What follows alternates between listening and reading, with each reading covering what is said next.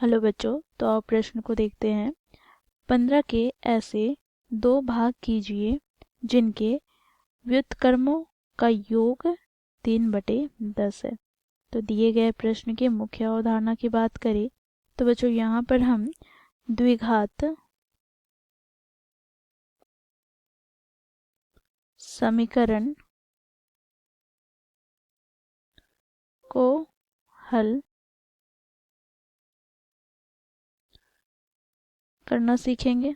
ठीक है, तो बच्चों देखो, यदि द्विघात समीकरण के मानक रूप की बात करें तो a गुनी एक्स स्क्वायर प्लस बी गुनी एक्स प्लस सी बराबर 0 होता है, जहाँ पर a 0 के बराबर नहीं होता है। ठीक है, तो बच्चों देखो, इस द्विघात समीकरण को हल करने के लिए बच्चों गुणनखंड विधि का प्रयोग करेंगे।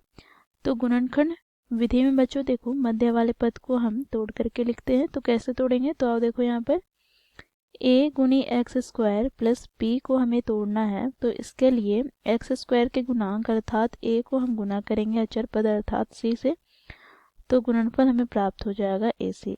अब बच्चों देखो, इसे दो संख्याओं में इस प्रकार हमें तोड़कर लिखना है कि जोड़ने पर हमें प्लस का b प्राप्त हो और गुना करने पर पुनः ac प्राप्त हो। तो वे संख्या हम d और e ले लें। तो इसे जोड़ने पर हमें b प्राप्त हो जाएगा। तो d प्लस e गुनी x हो जाएगा और प्लस का c, और d और e को हम जब गुना करते हैं तो ये हमें ac प्राप्त होता है, परंतु जब इसका योग करें तो ये हमें प्राप्त होगा p। ये बराबर हो जाएगा किसके, 0 के। ठीक है, तो इस मुख्य अवधारणा की सहायता से बच्चों हम दिए गए प्रश्न को हल करेंगे। अब बच्चों देखो क्या बोला गया है, 15 को हमें दो भागों में बांटना है। ठीक है, तो यहाँ पर यदि हम पहला भाग माना पहला भाग यदि x ले लें तो दूसरा भाग क्या हो जाएगा, दूसरा भाग, तो बच्चों देखो 15 को हम बांट रहे हैं, तो यदि हम x ले लेंगे तो दूसरा भाग क्या होगा, तो 15 में x घटाएंगे। ठीक है, तो देखो यहाँ से 15 माइनस x हो जाएगा। अब बच्चों देखो प्रश्न में क्या बोला गया है, तो यहाँ पर हम लिखेंगे प्रश्नानुसार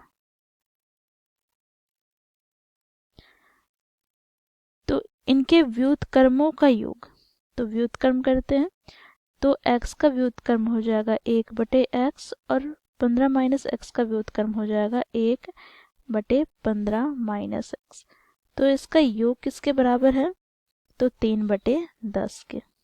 ठीक है, अब बच्चों और इसे सरल करते हैं, तो यहाँ से लघुत्तम लेंगे तो x गुना 15 माइनस x, यहाँ से x कट जाएगा तो यहाँ से हमें प्राप्त हो जाएगा 15 माइनस x प्लस यहाँ पर 15 माइनस एक्स से 15 माइनस एक्स कट जाएगा तो यहाँ पर x प्राप्त होगा बराबर 3/10।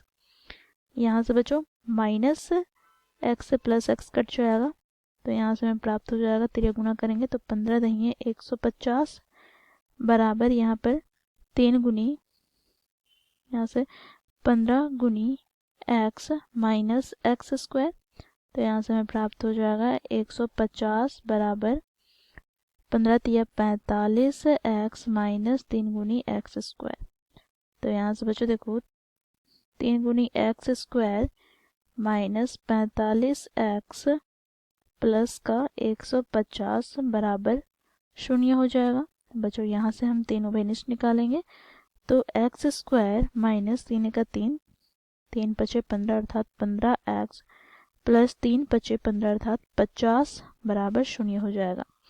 अब बच्चों यहाँ पर हम देखेंगे तो x की अधिकतम घात कितनी है, 2 है, अर्थात यहाँ से हम क्या कह सकते हैं, देखो यह एक द्विघात समीकरण है।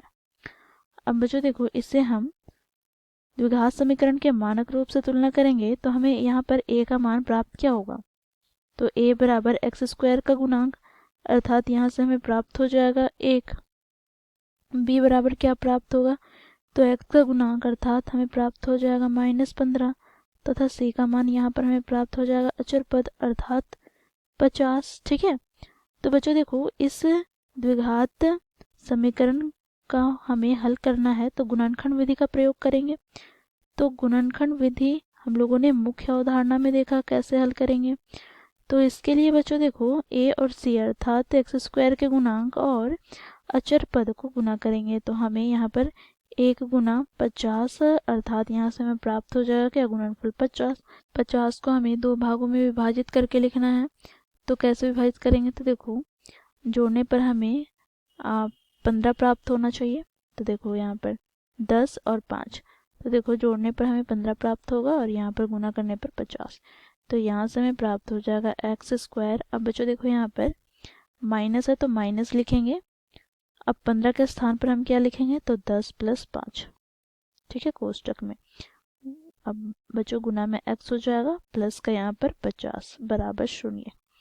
बच्चों देखो यहाँ से एक्स स्क्वायर कोष्टक खोलते हैं तो -10x plus minus -5x plus 50 बराबर 0। तो बच्चों देखो दोनों पदों से हम x उभयनिष्ठ निकालेंगे तो यहाँ से x - 10 हो जाएगा और यहाँ से -5 उभयनिष्ठ निकालेंगे तो x - 10 बराबर 0। बच्चों देखो दोनों पदों में x - 10 समानांतर उभयनिष्ठ निकाला और यहाँ से x - 5 बराबर 0। बच्चों देखो या तो हम x - 10 को 0 के बराबर रखेंगे या फिर बच्चों x - 5 को 0 के बराबर रखेंगे। तो इस स्थिति में बच्चों हमें x के 2 मान प्राप्त होंगे, यहाँ पर प्लस का 10 और यहाँ पर प्लस का 5, ठीक है। तो यहाँ पर हम कहेंगे अतः प्रथम भाग